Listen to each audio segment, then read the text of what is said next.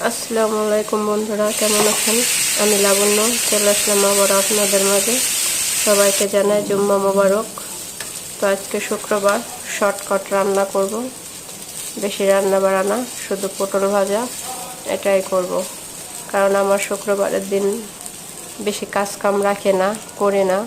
কারণ মসজিদে আজকে খুতবা, ওটা শুনতে আমার খুব ভালো লাগে।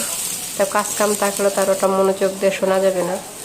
এই জন্য আমি তাড়াতাড়ি শর্টকাট রান্না বাড়া করবো আজকে, আর ওই খুতবাটা শুনবো। আমার খুব ভালো লাগে, এটা আমি শুনি শুক্রবারে আসলে, কাজ কাম কম রাখি। তো এই জন্য আজকে ভাবলাম শুধু পটল ভাজা করব। আর কালকে একটু গরু মাংস রান্না করছিলাম, ওটা খাওয়ার পরে কিছু রয়ে গেছে, তো ওটা দিয়ে হয়ে যাবে যতটুকু আছে। এই জন্য আর কিছু করলাম না। তো আপনাদের সাথে শেয়ার করলাম। আমার পাশে থাকবেন, ভালো থাকবেন। আল্লাহ হাফেজ।